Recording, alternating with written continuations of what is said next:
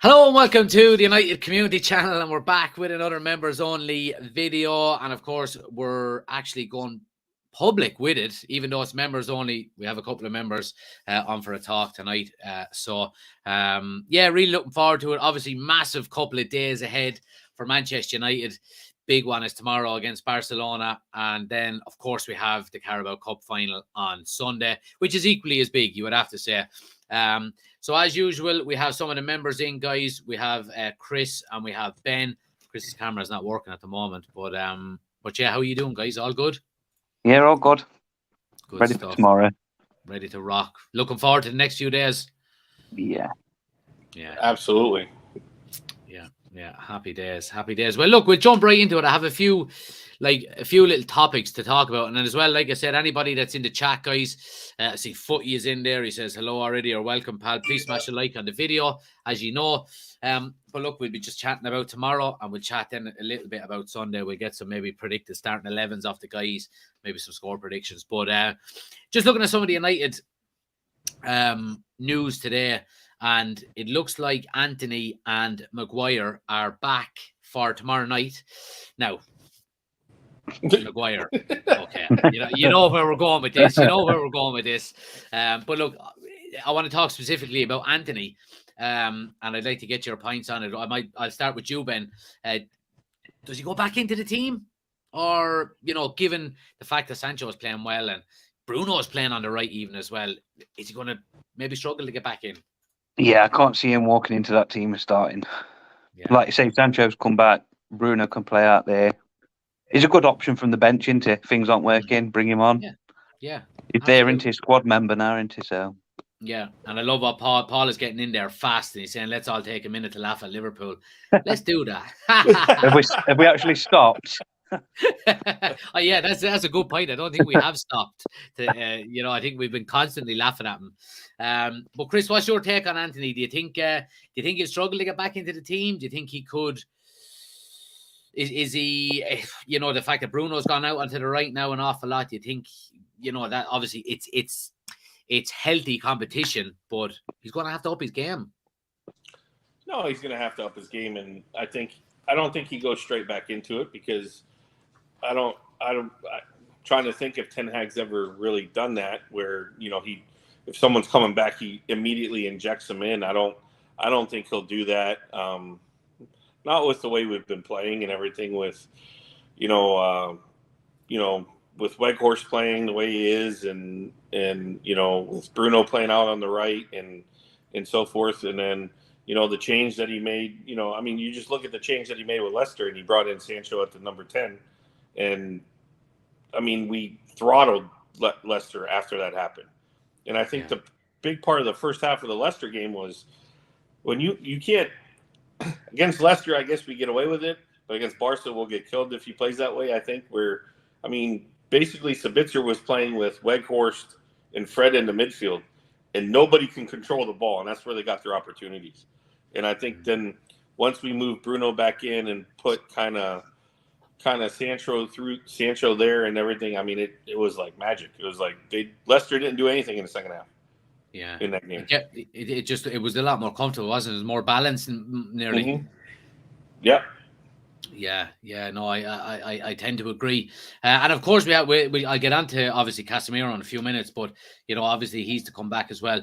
But I think one of the biggest, I won't say positives, but I think one of the biggest issues within the tie tomorrow is that it's kind of twofold for United. Positive twice in the fact that we have players coming back and they have players missing. Especially Pedri and Gavi. And whatever about Pedri, I thought Gavi was phenomenal last week. I really thought he was. And you could see Ten Hag early doors against Barcelona last week. He was making Aaron Wan-Bissaka tuck in very narrow because Gavi was playing that kind of left center channel in the middle of the park, and kind of he was kind of pushing up onto Varane a lot, which then brought Wan-Bissaka in, which allowed space out wide for Alba, I think, was it, or whoever it was. Yeah.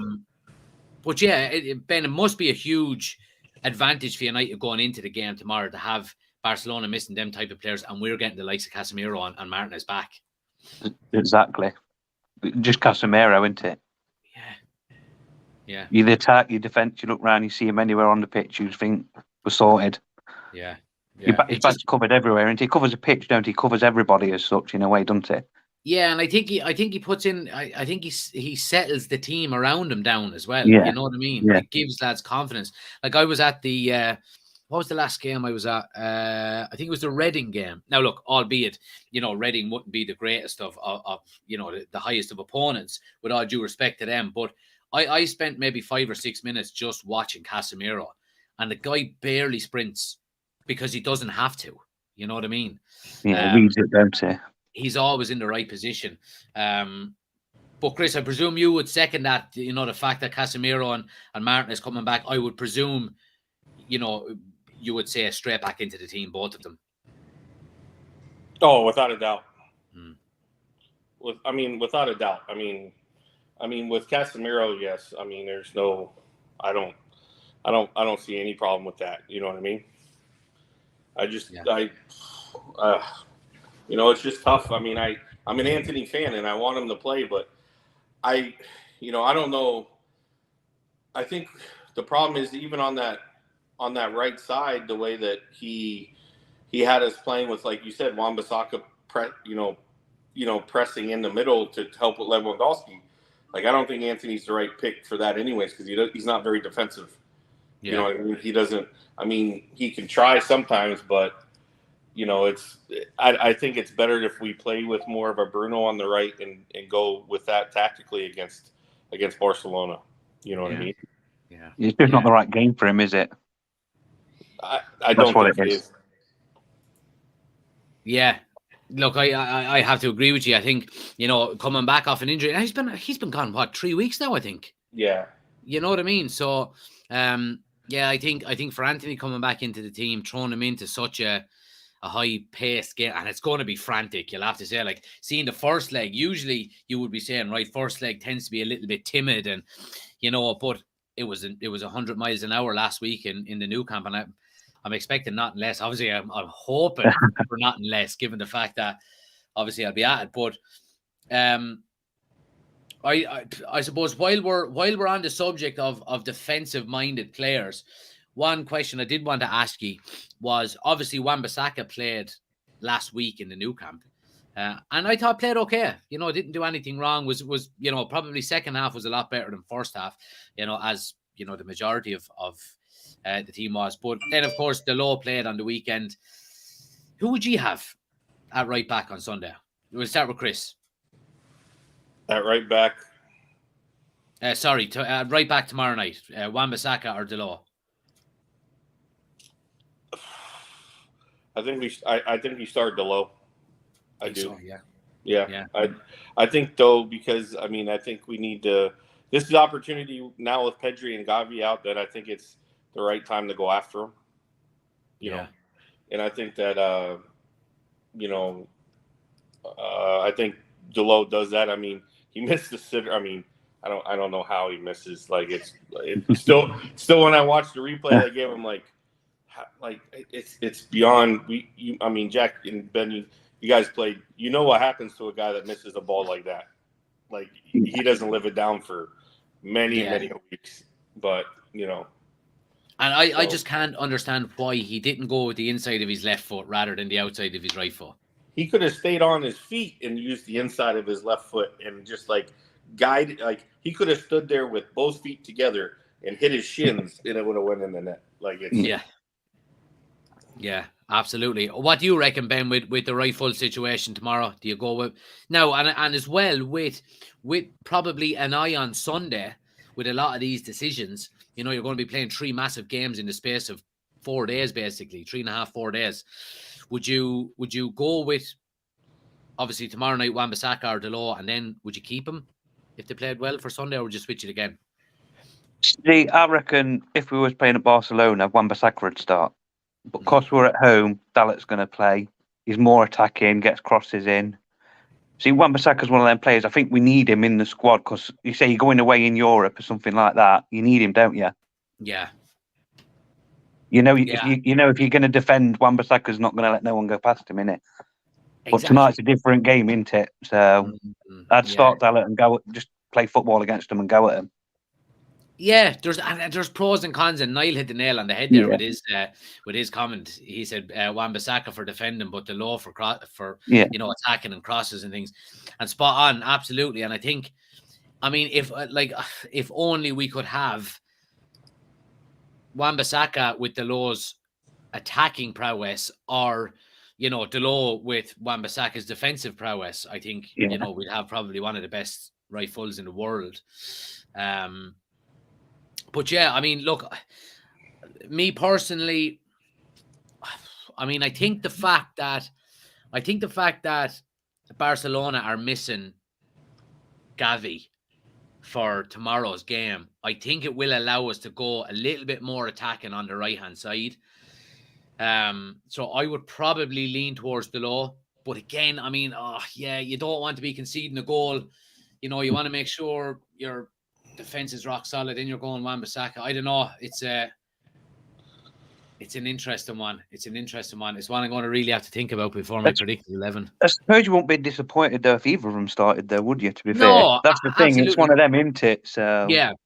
But the one thing I would say about Delo, he hasn't come back from his injury the same player, I don't think. No, you're right. No, he hasn't. No.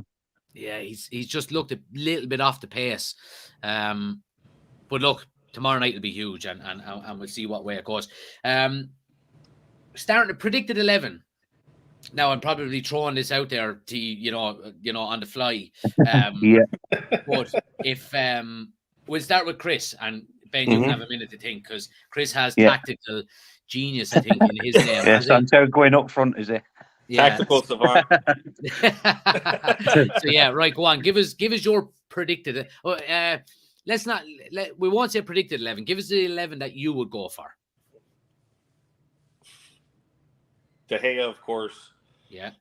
I would go Delo. I would go Varane, Licha, and then Luke Shaw, and then I would Casemiro, of course. Yeah. With Sabitzer back, and then I would play Bruno, and then I would have Sancho on the right with Weghorst and Rashford. But I think that what'll happen is I think you're gonna see that it's gonna, you're gonna be able to that lineup's gonna not exactly stay the way it's there. It's fluid. It's gonna be very fluid. I think you're gonna see if that lineup goes in, I think you see what happens in the second half of the Leicester game, where you see Sancho coming in, and and I saw this one stat guy from on TikTok had it, and they were talking about it that, Bruno likes to fade to the left more often than not.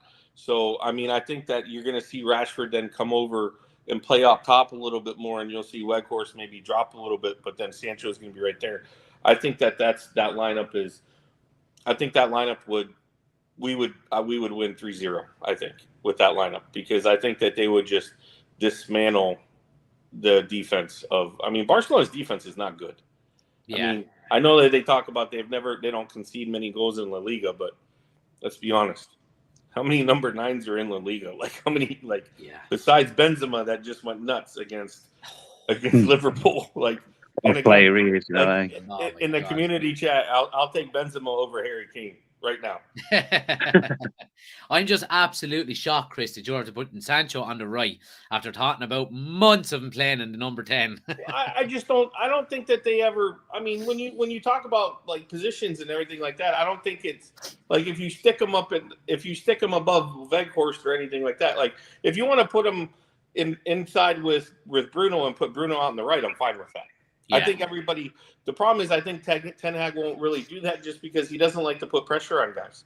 And everybody will be talking about how now all of a sudden Bruno's on the right and Sancho's in the middle, and everybody's going to go nuts. He's just going to let it free form and go, because I mean everybody was talking about how Bruno's been playing on the right. I'm like, well, he's had to. We've had to do things to make him play out on the right. I mean, nobody would love to see Weghorst play in number 10, but he did a good job. He did what he needed to do because of the injuries that we've had, at that point. So I think people just have to realize that and go from there. You know what I mean? Yeah, and a good thing about it is, and it's always good that you're not able to predict a starting lineup for your team. It means different players can play in different positions, and if it's keeping us on our toes, it's keeping opposition managers and teams. But go on, Ben, give us your what starting 11 would you go with?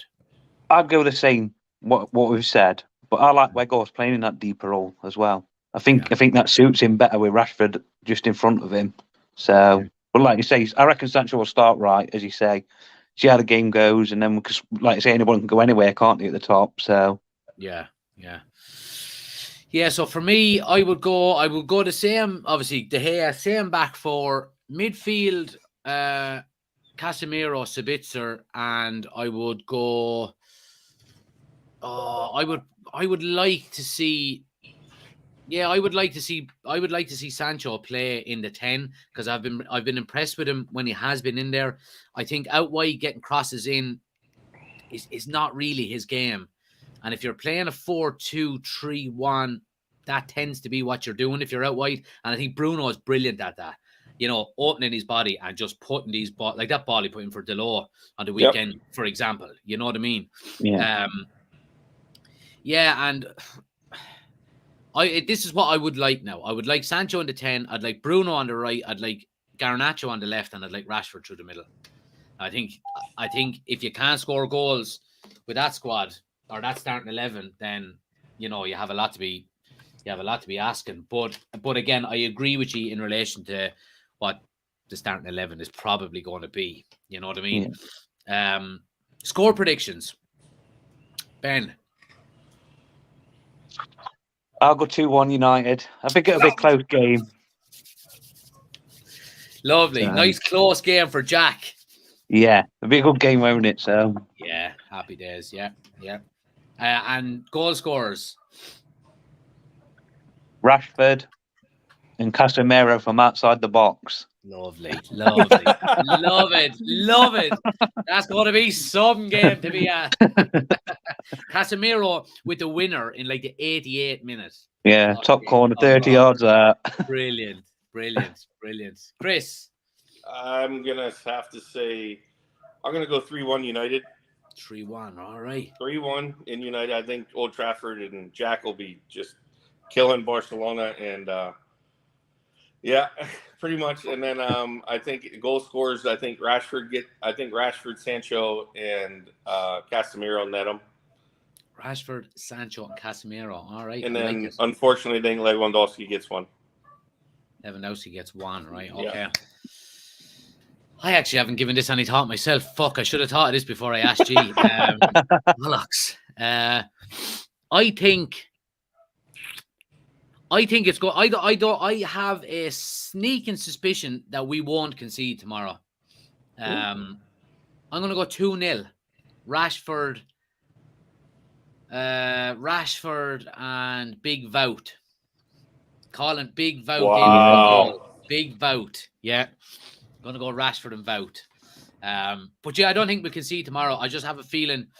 I don't know. And Ben, you'd obviously know a lot more than us, but the atmosphere around it. I just have a feeling that it's going to be one of them nights where it's just going to go right.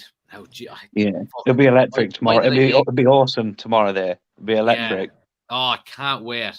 We're flying in I think we're landing at 1:15. So be in the hotel for 2:30. Mulligans for a couple of Guinness, and then out to the tailgate then for a few scoops. But yeah, I'm gonna go 2-0. Quickly on Liverpool, because why not?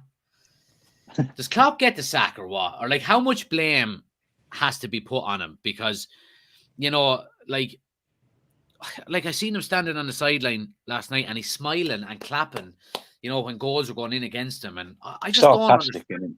Yeah, it's just this sarcastic kind of, is he kind of trying to force his own way out? Or I just don't get it. But I don't know. I mean, I think I don't think he should be sacked. Let me say that first and foremost,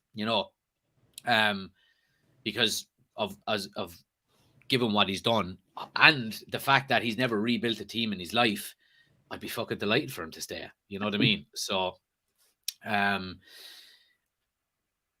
Do you think he'll go? Do you think he'll stay?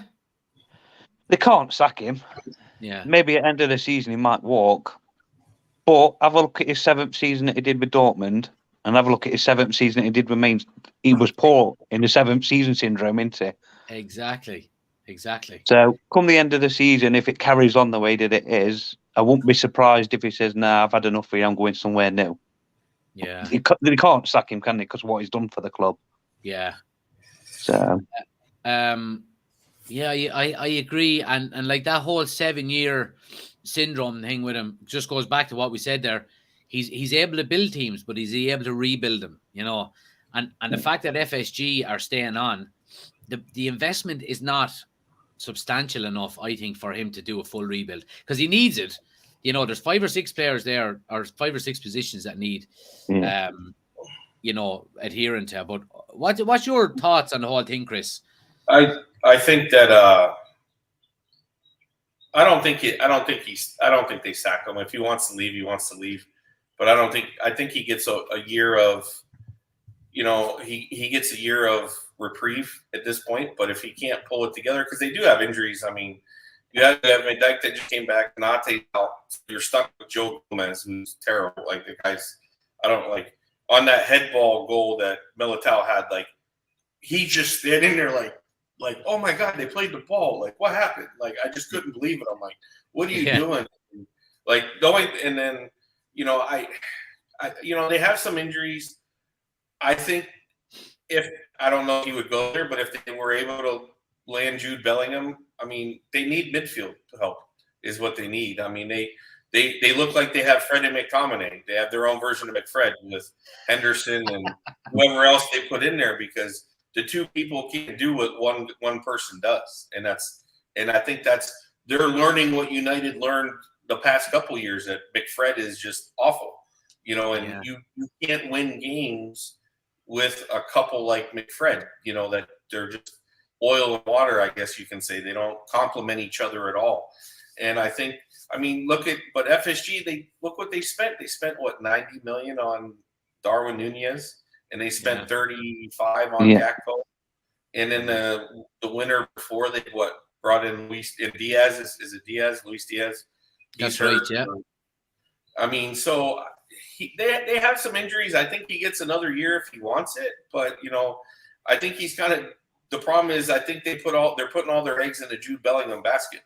But if you're Jude Bellingham, like I was listening to someone like, hey, Jude Bellingham, watch this game and see if you really want to go there. Yeah. You know, see, it's like that with oh, sorry, Chris. It's with Bellingham. If I was a Liverpool fan, would you want to just sign Bellingham? He's not they need more than just Bellingham. So, do you spend that money split between 2 players that you get? That's a good point, and I think it's something, and it's actually something that we were in debates with, weren't we, in the summer, early summer, when we were talking about, you know, going out and spending 100 million on this guy or that guy, and knowing there was probably only 150 million in the kitty.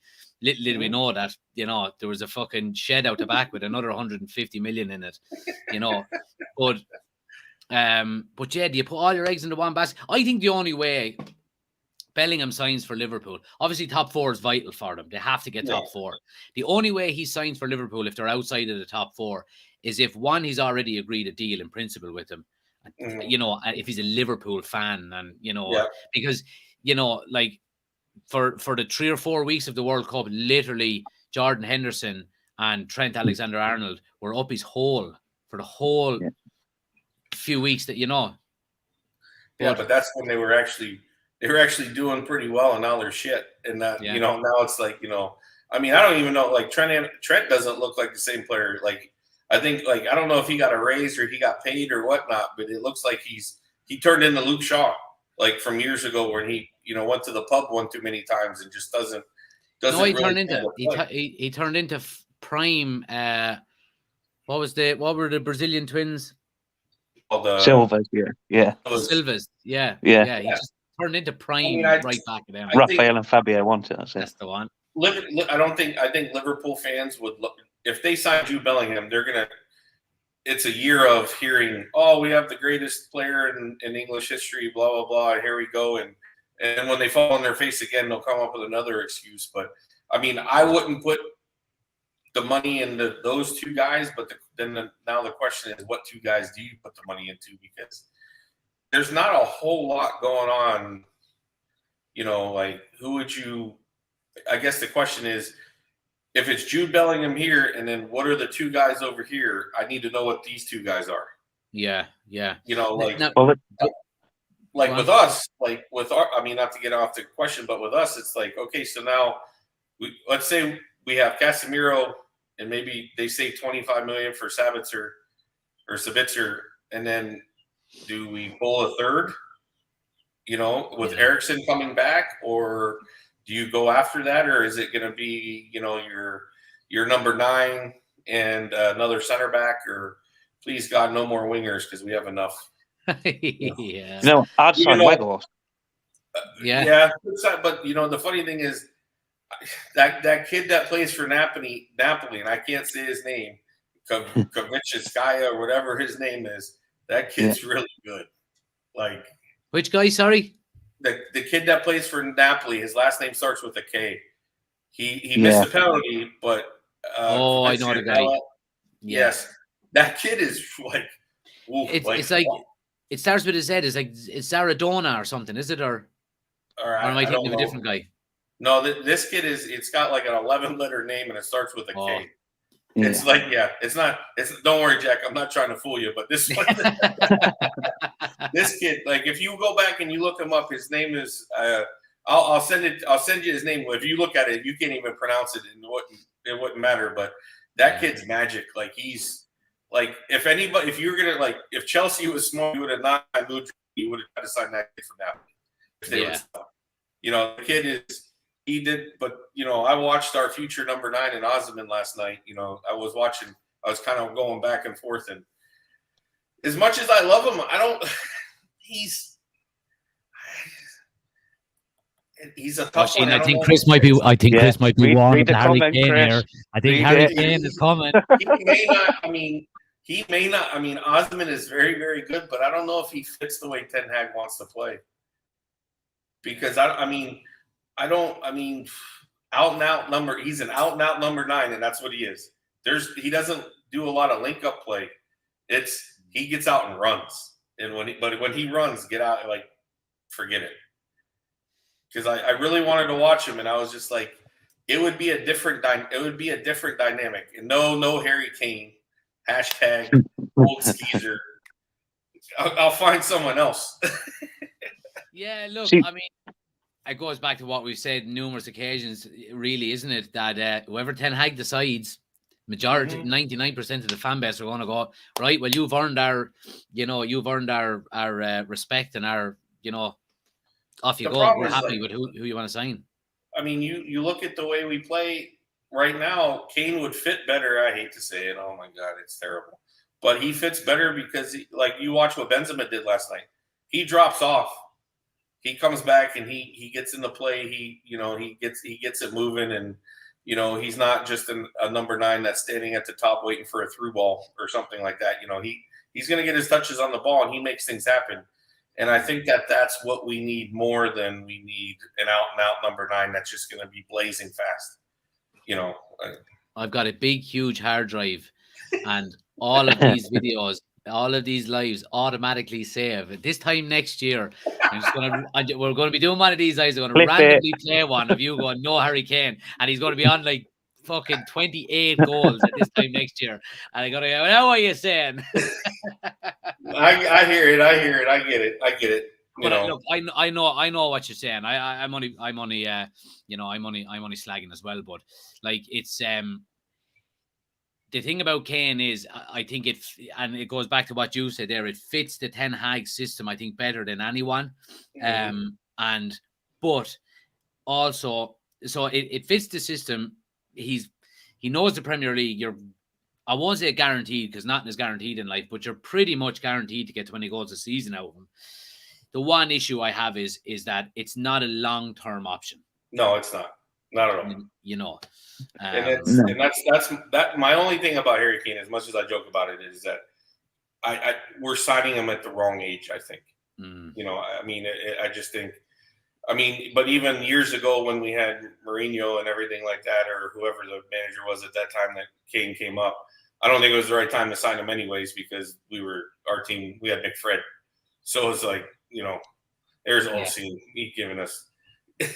And check the hard drives. But, no, I just think it's like after, and to be honest, I wanted to watch Napoli play, and I watched them play last night, and I was like, he's very good. Don't get me wrong, but I don't know if he fits. Well, the one thing I would say about that is, and I know exactly what you're saying there. I agree with you. The one thing that we've seen this season is that Ten Hag is able to get players to play different ways and different systems. I mean, fucking about Weghorst playing as a number 10 in central midfield, Sancho doing that, you know, Bruno on the right, fucking Luke Shaw centre back, you know, Harry Maguire up front. Harry Maguire up front. Jesus Christ. So, you know, look, if he goes the Osman route or he goes the Harry Kane or whatever, look, I am so, like, I'm literally like this now for the transfer window in the summer, just going, right, bring it on. Whoever you want, sir, I'll take it. Show me the money. Show me the money. Get the Qatari bit in there and show me the money. Yeah, we could have Bellingham, we could have Osman, we could have fucking Kim from Napoli as well. You just don't know. You know what I mean? He's a good player. I watched him play last night. Kim is a good player. He's like, I could see that happening. I would be very happy with that. But I guess the next thing is, did you see Todd Bowley said something about wanting to bring Mourinho back? Oh, Jesus Christ. Yeah.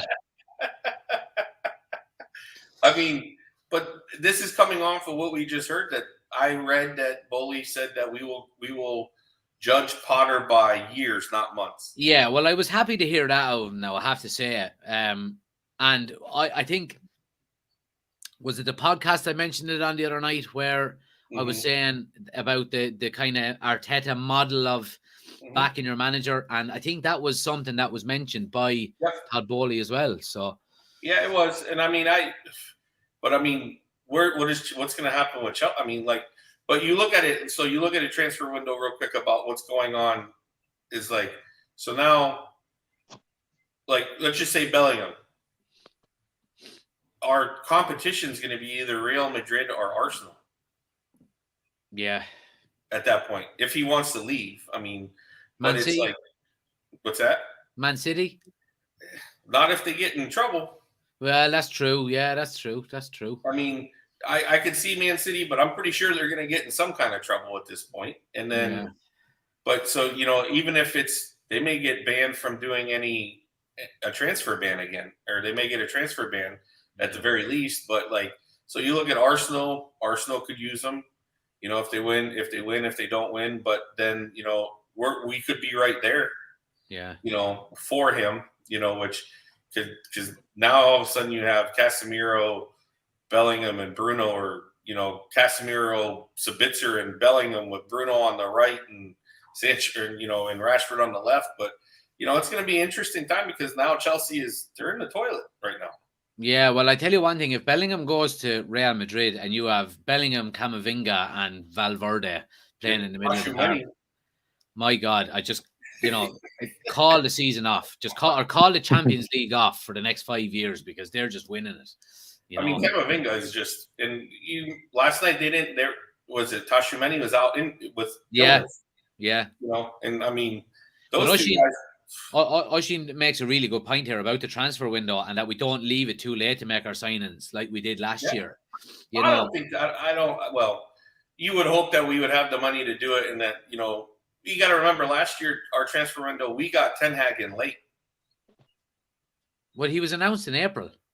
No, because the Eredivisie wasn't over yet. He wasn't announced that Eredivisie was over. We got him in a little bit late. Oh, was he?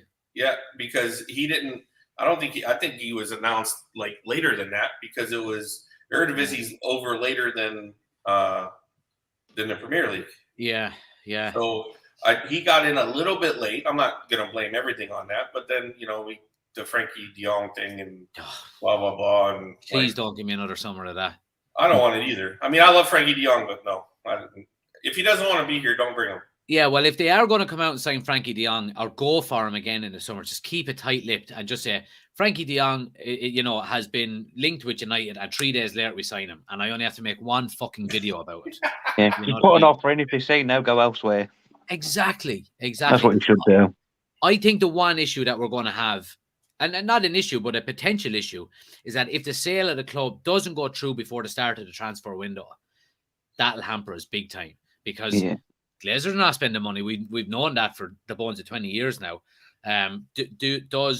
Does a potential new owner coming in, are they allowed to say, look, here, there's fucking 200 million here. We're coming next week. Go and spend it. Or, I don't know what way that works, but I could see it being an issue. I think, though, as much as I've read and talked and researched the sale and everything like that, I think it's going to be done by the end of March. Yeah. I think that whoever's the winning. I mean, there may be some paperwork stuff that has to be done, but I think that from what the Rain Group was saying, by the end of March is the deadline. And some people, like the Qatari guys, they know the guy from Qatar is, as much as everybody hates state run and everything like that, he's a fan, and he's saying all the right things, and that's all we can do is But in the Radcliffe thing, as much as I was listening to another podcast that they were talking about the Enos Group, like. They talk about Qatari and the morality thing and everything that's going on there, but the Enos Group, like, they're the world's leaders in environmental, like, waste. Yes, like they're not clean. Let's just put it that way. Yeah. So they were saying that the Qatari state-backed bid is sports washing and Ineos is greenwashing. Mm-hmm. Yep. But look, I mean, is there a billionaire in the world that doesn't have skeletons in his closet? I don't think there is. You know what I mean? Give me them skeletons along with the money, and I'll take it all. You know, but it don't matter who buys us. We're going to get negatives from other places anyway, aren't we? It don't matter who buys, who does it. It's and look at Newcastle fans now, for example. And I'm sure a lot of them were saying, oh, we don't want to be state-run either, and this and that and the other. I bet you they're fucking happy enough with it now. Well, I don't, and you guys can tell me, because I don't see it, and I'm not in country or anything, but I don't see any like big like marches or rallies saying we want the state run out. Like, I don't see those in Newcastle. I mean, no. I mean, I don't see any of that. So I just kind of. Yeah, and I think the issue really there is that the Premier League didn't act quick enough in relation to allowing states to buy clubs. Going back as far as City, whatever it was. And I think it's gone a bit too far to stop it now, because they're not going to kick City owners out. Well, they might. Jesus, you never know after what they're doing. They're not going to kick the Newcastle owners out, so it's just kind of just got to get on with it. You know what I mean? Just got to get on with it. Yeah, but talking about Newcastle anyway, guys, let's roll it into Sunday. And I think, I mean, how gutted must Nick Pope be to do what he done, And you could see him as soon as he touched the ball, he pulled his hands away, and was doing the jazz hands. Going, fucking, I didn't do it. It wasn't me. I didn't do it. Surely it's a huge advantage. We start with you, Ben. Surely it's a huge advantage for United going into the game. See, everybody says that, but I disagree in a way. Because we've got to beat the 11 that's out on the pitch. No matter who it is, on the day, anybody can beat anybody in a final, can't they? If he's not there on the team sheet, then I suppose it is like, but if Karius plays, what if he plays the game of his life? Yeah. So I'm a bit optimistic with it, like, we're not going to win because Nick Pope's not playing. If we're going to win, it's because we're beating the outfield players. Yeah, and I like that output, I have to say. You just think that the Loris Karius thing is he hasn't played a match in 2 years. Yeah, I mean that's a mistake waiting to happen. At least one, like, hey, I'm going to come out on this cross and oops. Like, I just think we should sign Gareth Bale for one game, just to pepper shots at him. You know what I mean? He's living. On principle, it's good. It's all going to happen in this, that, and the other. But as a footballer, you've got to think we've got to get them chances. We've got to make them chances where he makes the mistake. Yeah. And we're in a final. Are they going to be on top of us for half hour? Are we going to be on top of them? It'll be interesting. Yeah. Yeah. Well, the one issue that I won't say worried about, but maybe a slight concern is we haven't been starting both games and second halves quite fast. We No, we seem to be a bit Yeah. sluggish, you know.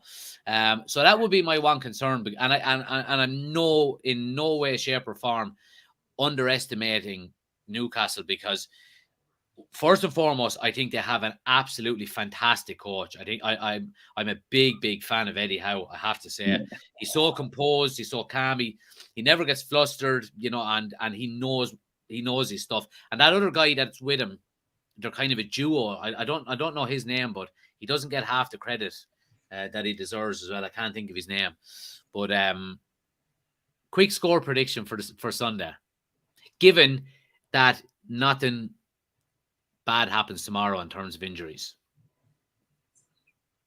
2-1 United. You love a good 2-1, boy. I do well, yeah. Chris, I'm gonna go 2-0 United, and I think David De Gea breaks Peter Schmeichel's clean sheet In the like final. Yeah. I like it. final. I like it. So all he needs is a clean sheet either tomorrow or Sunday, and he's going to do it in a decent enough game. In fairness, you know. Yeah, I think it'll be against Newcastle. I think Newcastle. I mean, Newcastle's had some issues scoring, even though they got Christopher Isak and everything like that. So they've had a little bit, and their offense is a little tough. Their defense is had some holes recently. Yeah. So yeah, I'm going to go 1-0 tonight. I think it's going to be a close game. And I'm kind of going off of the basis over a season where they and obviously you're right in what you're saying, Chris. They've been a bit leaky as of late, but you know, throughout the season they've been pretty good in defense, but they struggle to score goals. I may have to use my wild card in my fantasy Premier League, because I've had Trippier and Shaw in my defense, and it's not going to be going well. You know, I gotta Ben knows, because him and I are kind of close in that the UCC thing, and I'm like, I may have to make some moves. And you know, the Holland train is kind of derailed too in fantasy Premier League, because he hasn't been doing much either. So it's going to be interesting. I keep forgetting to look at it. I think it was week 3 of the season was the last time I looked at it. So a quick one, and I'm after getting this notification since we've been live. And Garnacho set to sign a 5-year deal at Man United, which would include a significant pay increase on his 7K week wages to reflect the stats in it. Now, look, it's been on the cards for a few weeks, but it looks like it's about to get over the line. Happy? Definitely. I think that £7,000 just paid for his hair to get dyed. Oh yeah, he needs to spend the next 7,000 on his teeth. Something, yes. No, I think it's a good thing, but I mean, I still think he's a year away from being a full-time starter. Yeah, it's a future, isn't it? Yes, very much so. But I think he maybe halfway. The problem is with him is, like, you watch the game, the Barcelona game. He started and he did all right, but it wasn't. Yeah, he didn't flash, and he was whipped off at halftime against Leicester on the weekend. Yep. Oh, and in the Leicester game, he didn't do much. I mean, granted, Rashford could have put him in on the one goal, but you like what Rashford's doing now, and he's just confident he's going to score himself. Yeah. You know. Yeah. So I think this season's more experience for him, isn't it? Though, getting him used to playing the games, playing the big teams. Yeah. And I think the fact that Rashford is in such great form as well is taking a lot of the pressure off the kid as well, taking the spotlight off him. So happy days. Oshin says, "Where are you buying your teeth with 7K?" He's gone up from 7K. I think he's on about. Was he offered 30 grand a week? I think maybe going forward. But look, if that kid keeps progressing the way he can progress, he'll be getting a new contract every year. You know what I mean? And that wage won't be long about future number 7 in the making, innit? Oh, give him that jersey. I'd give it to him now. I'd have because I just think the kid has the attitude, and he has the confidence to wear it. Now, whether it would cripple him in the long run, I don't know, but I don't know. I think he'd be able to handle it. I mean, if he wants it, I'd let him have it, but I wouldn't necessarily give it to him. I'd let him ask for it. Yeah. Because I wouldn't, the problem is, like, even, when I know he's going to be, when you're ready to make him a full-time starter, or three quarters of the game and everything like that, it's I think that's when he's ready for it. Yeah. and at that point, but it's gonna be tough sledding right now. I mean, it's Yeah. you know Well, I have a feeling there's something to do with that number 7 in his contract, because I think I was reading the other day that the reason why it's taken so long is because there's been negotiations about his image rights. And when it comes down to that, then, I mean, image rights for players, the number on your jersey is the biggest one. You know what I mean? But look, that remains to be seen. I'm really happy with it. Guys, will we leave it there? Sure. Yeah. Excited. No worries. Obviously, I won't be on tomorrow for the live because I'll be at it. But I'm going to try and get some. I'm going to try and get some lives done while I'm over there if I can. As you know, I know you've been there before. The signal around Old Trafford is disgraceful. Are you going, Jack? Are you staying in England until Sunday then? No, so I didn't get a ticket for the final. What? To be honest with you, it would have been a stretch. To be quite honest, saying to the missus, "Oh, I'm going for 5 days rather than 1." You know what I mean? So yeah, but look, I'll be back for Sunday. We'll do the watch along on Sunday for the final, so I'm kind of happy enough with that as well. But yeah, absolutely buzzing for tomorrow. Ben, you're not going tomorrow? Huh? Are you going tomorrow, Ben, or no? No, mate. No, I'm not here tomorrow. Just Jack singing along. Just me, boy. With his hair, like you said earlier. Signing up to them, signing up to that cup season ticket, boy, was the best thing I ever done. But anyway, look, I mean, like, it all depends. I mean, who we get in the next round as well. If we do get through, obviously, I'll be guaranteed the home tickets for each round, until the end. So, but anyway, look, guys, I appreciate it. Thanks for stopping by.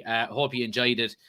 We'll obviously do it again next week. And yeah, I'll try and get a live done while I'm over there tomorrow. Perfect. No worries. Enjoy tomorrow. All right, Yes, lads, sir. I appreciate We'll it. see And as well, anyone else watching, guys, thanks for watching. Please hit the like button. Please hit the subscribe button. If you want to become an official member and join the lives like Ben and Chris did tonight, you can click the link in the description. There's a couple of options there. It helps the channel out an awful lot. But until then, I appreciate it. And take care. Come on, United tomorrow night. Let's go.